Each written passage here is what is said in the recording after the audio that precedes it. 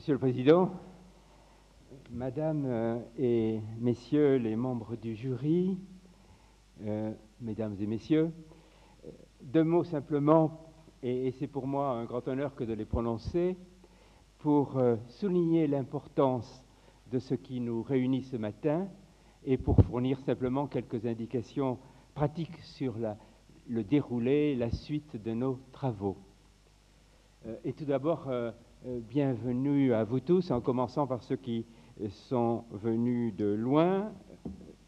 À ma gauche ici, Ismaël Sirageddine, qui nous rejoint d'Alexandrie et de sa grande bibliothèque, Federico Mayor de Madrid et Andrea Riccardi, je ne sais pas d'où il vient, de Salvador ou de Rome ou de quelque autre pays en prévention de conflits, mais je l'ai vu aussi à Aix-la-Chapelle récemment.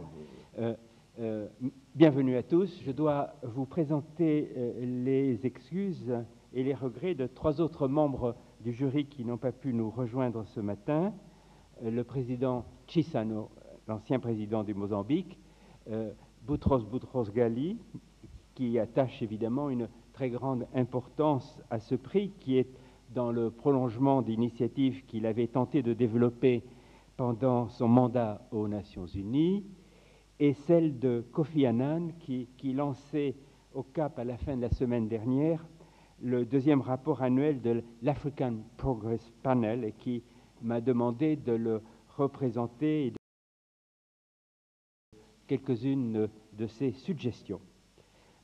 Pour la Fondation Chirac, le lancement des travaux pour l'octroi du prix pour la prévention des conflits est un événement tout à fait essentiel.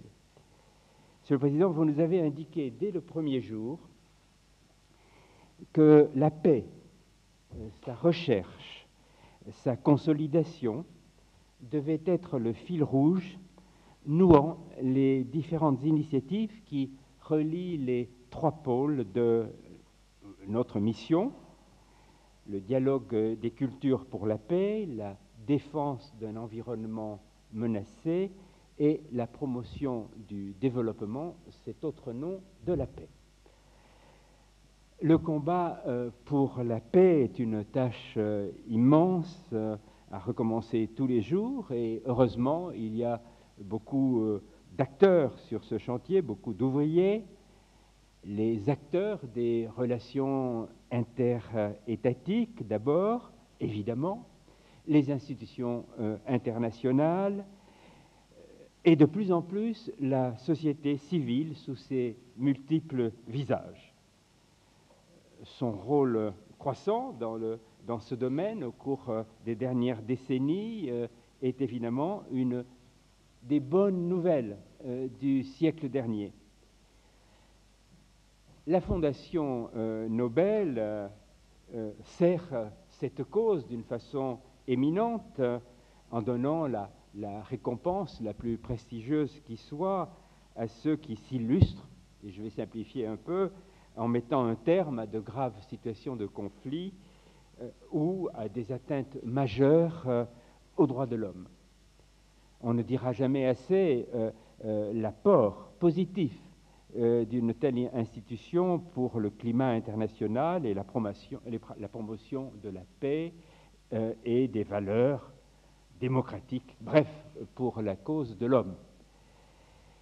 Nous avons pensé cependant, et vous nous y avez vivement encouragé dès le premier instant, Monsieur le Président, qu'il pouvait être utile d'encourager aussi, par une récompense prestigieuse, ceux qui, par leur action, le plus souvent sans éclat, impliquant le plus souvent des risques personnels majeurs, parviennent à empêcher qu'une dispute, que des malentendus ne dégénèrent en conflit ouvert.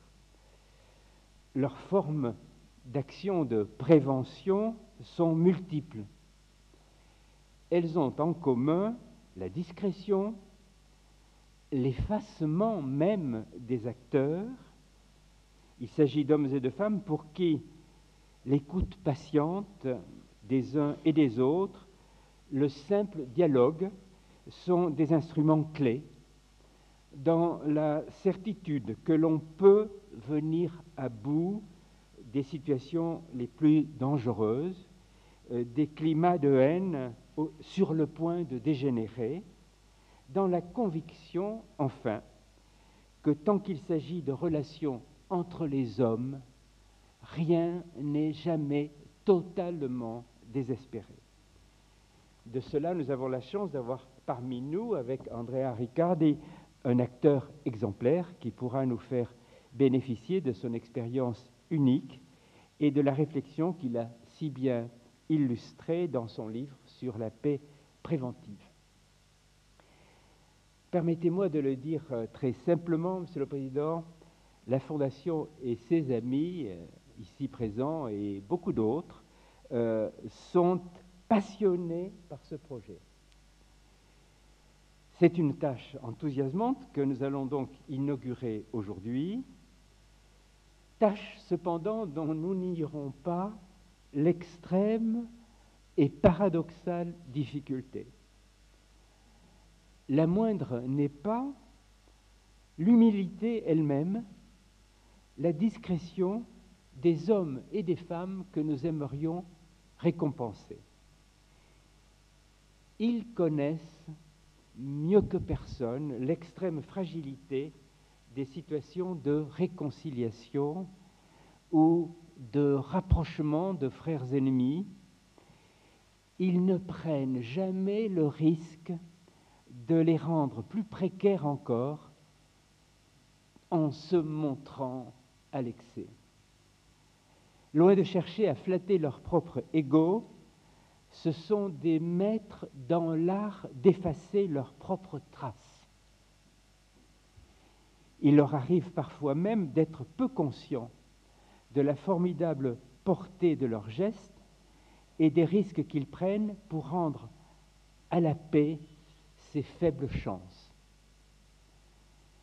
Ce sont, tout en restant évidemment très attentifs aux actions diplomatiques traditionnelles lorsqu'elles sont exemplaires, et nous allons en trouver, ce sont aussi ces hommes et ces femmes-là que nous aimerions identifier, encourager et donner en exemple, quelles que soient les très réelles limites des moyens de la Fondation.